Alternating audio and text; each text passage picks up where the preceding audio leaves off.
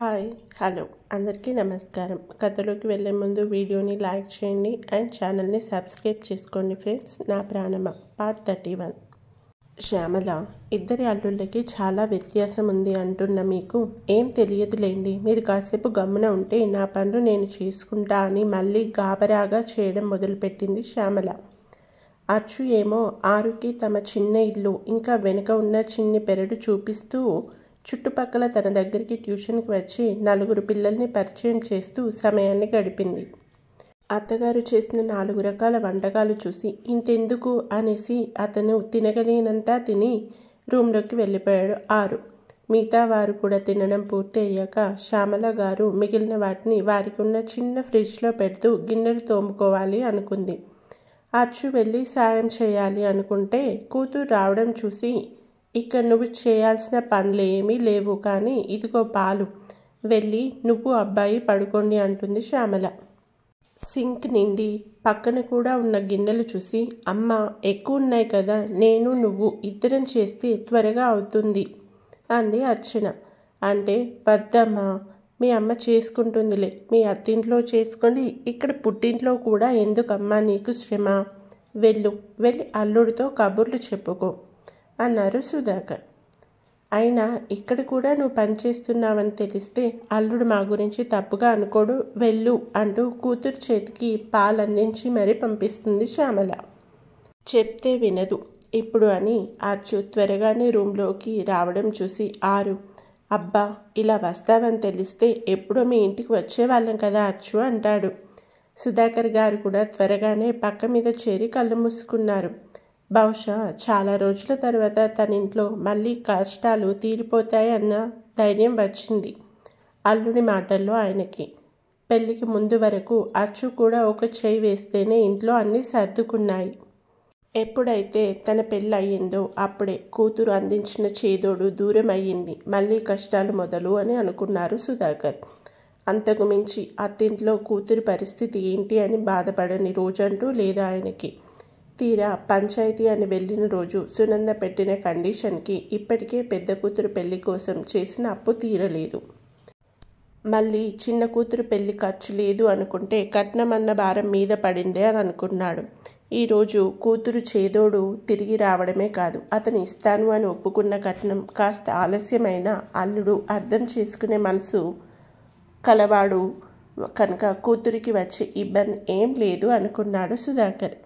ఏ తండ్రైనా కోరుకునేది ఇదే కదా, కూతురు మెట్టింట్లో క్షేమంగా ఉండడం. అదే కాకుండా తోడుగా ఉండే భర్త ఉంటే ఇంకా ఆ తండ్రికి ఏ సంకోచం అన్నది ఉండదు. అత్తగారు అర్థం చేసుకుంటే ఏ ఆడపిల్ల అయినా మకుటం లేని మహారాణి అవుతుంది తన అత్తింట్లో.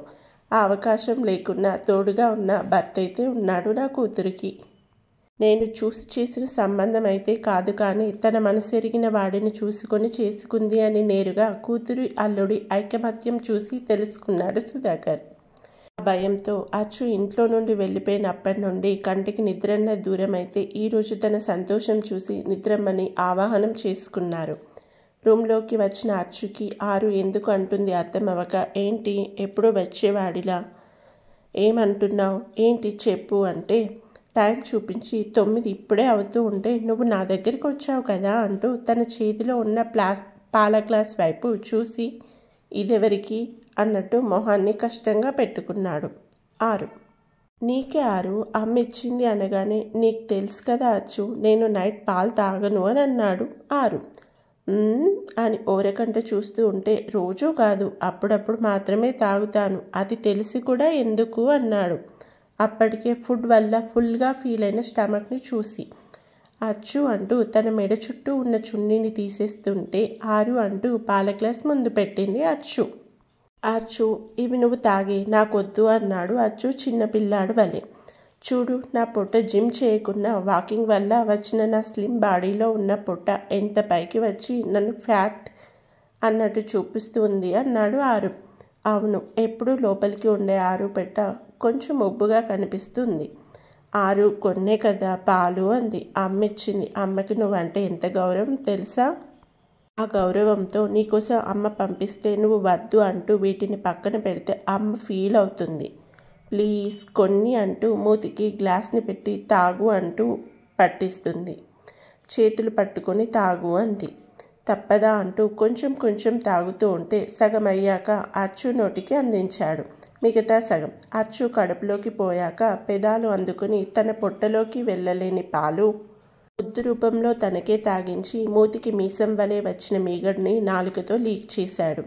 కష్టంగా పాలు మొత్తం గొంతు నుండి కిందకు జారిపోయాక చీటింగ్ ఇది అంది అర్చు. నువ్వు చేసిందేంటి? మరి వద్దు అన్నప్పుడు ఊరుకోవాలా వద్దా? లేదు అంటూ నోటికి అందించి క్యూట్గా అడిగావు. కాదు అనలేక తాగాలి అనుకుంటే కడుపులో ఖాళీ ఉండొద్దా? అక్కడ లేకే ఇలా వచ్చింది అంటూ పెదాలు చూపించి ఆయన పాలు నార్మల్గా తాగడం కంటే ఇలా చాలా బాగున్నాయి అంటూ బెడ్ మీద వాలిపోయి అర్చు చేయి పట్టుకొని తన పైకి లక్కున్నాడు ఆరు. అమాంతం వెళ్ళి అతని గుండెల మీద పడి నీకు సిగ్గు లేదు ఆరు అంటుంది అర్చు. ఎందుకు? నీ దగ్గర సిగ్గుపడితే ఎలా? ఫుల్ సాటిస్ఫై అవ్వలేను కదా అంటూ అనుకూలంగా ఉన్న బ్యాగ్ని ప్రెస్ చేసి అన్నాడు ఆరు. చి పో అంటూ పైకి లేచి పక్కకి ఒరిగి ఆరు వైపు తిరిగి థ్యాంక్స్ అంటూ చెప్పింది. అర్చుకి అభిముఖంగా తిరిగి ఎందుకంటూ పైన చేయి వేసి అడుగుతాడు ఆరు. తన జీతం డబ్బుని తన తల్లిదండ్రులు తీసుకునేలా చేశాడని చెప్తుంది. పాలు ఎలా తాగాలో చెప్పినందుకు చెప్తున్నావా, లేక రేపటి నుండి రోజు ఇలాగే తాగించాలని చెప్తున్నావా అంటూ అడుగుతున్న ఆరుతో అది కాదు ఆరు అంటూ చెప్పింది. ఇంకా తన సాయం తన పుట్టింటికి అందివ్వడానికి మద్దతు ఇచ్చినందుకు అంటూ అర్చు ఇది నీ బాధ్యత అంటూ ఇంకా మాటలు అవసరం లేదు మనకి అని ఒకరిలో ఒకరు సంతోషంగా కరిగిపోయారు. ఎటువంటి అరమరికలు లేకుండా ఉన్న మనసు ఇద్దరి పూర్తి అంగీకారంతో ఐక్యమైనప్పటికీ చివరిలో ఎప్పటిలా అర్చుకి స్టమక్లో పెయిన్ వచ్చింది. కలయిక అనంతరం వస్తుంది. అది రోజు అలవాటు అవుతున్నా తాను 10 నిమిషాల్లో నార్మల్ అవుతుంది అని అలానే కదలకుండా నొప్పికి కంట్లో నుండి జారుతున్న కన్నీటిని తుడుస్తున్న ఆరుకి అవి సంతృప్తితో వచ్చినట్టు అనిపిస్తే కాదు అని చెప్పి ఇప్పటికీ తన కుటుంబానికి అల్లుడిని అంటూ గొంతెమ్మ కోరికలు అడగకుండా సింపుల్గా సహాయం అందిస్తూ ఉన్న అతనికి తన వల్లే బాధపడుతున్నట్లు తెలిస్తే అతను ఫీల్ అవుతాడు అని నవ్వుతూ చూస్తుంది ఆరు వంక అర్చు. అప్పటికే అలసిపోయి ఉన్న అర్చు ఫేస్ని చెదిరిన అర్చు జుట్టు చూస్తూ నిద్రలోకి జారుకున్న ఆరు అతన్ని చూస్తూ నొప్పి నుండి రిలీఫ్ అయ్యాక తాను కూడా నిద్రలోకి వెళ్ళింది అర్చన. ఉదయం లేవగానే స్నానాలు ముగించి ఆరుకి అన్నీ దగ్గరుండి చూసుకొని టిఫిన్ అంటూ శ్యామల గారు చేసిన వడలు వడ్డిస్తూ తండ్రి భర్తతో తాను కూడా తినడం చేసి హ్యాండ్ వాష్ చేసుకొని వచ్చి హాల్లో కూర్చున్న తనకి అర్చు అంటూ అనుష రావడం చూసి ఆమెనికి ధీరజ్ ఉండడం చూసి అక్కని హక్ చేసుకొని బాగున్నారా బావా అంటూ పలకరించింది అర్చన.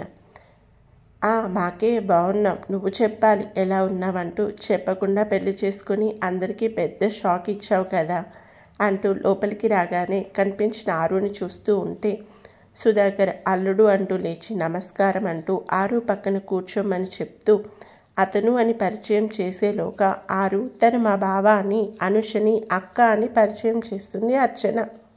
ఇద్దరు తోడల్లుళ్ళు క్యాజువల్గా మాట్లాడుకుంటూ ఉంటే అక్కడే ఒక పక్కన కూర్చొని ఉన్నారు సుధాకర్.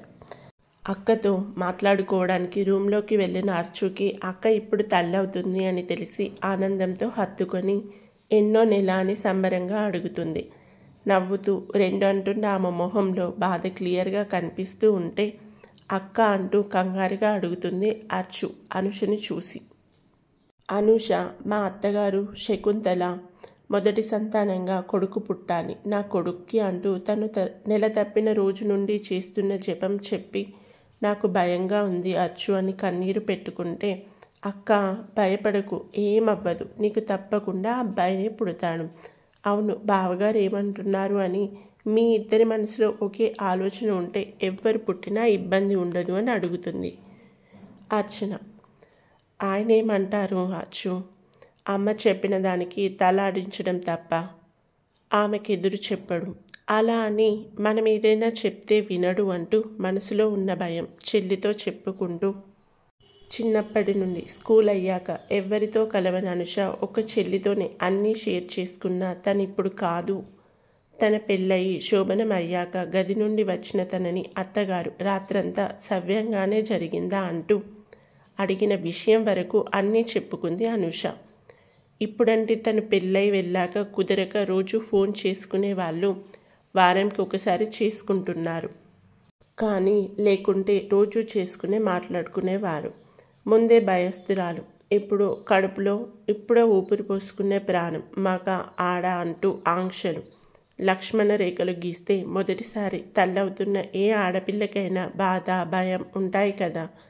అనుష మనస్థితి తెలిసిన అచ్చు, అక్క నువ్వేం కంగారు పడకు, మనసులో ఎటువంటి ఆందోళన పెట్టుకోవద్దు. నీకు మొదటి సంతానం, మీ అత్తగారు చెప్పినట్టు మగపిల్లాడు పుడతాడు. నీకు అనుమానం ఉంటే స్కాన్ చేయిస్తా అంటూ ధైర్యం చెప్తుంది. కానీ అది ఇప్పుడు బ్యాన్ చేశారు అని మర్చిపోయింది అర్చన. కథ పట్ల మీ అభిప్రాయాన్ని ఒక చిన్న కామెంట్లో చెప్పండి ఫ్రెండ్స్, ప్లీజ్.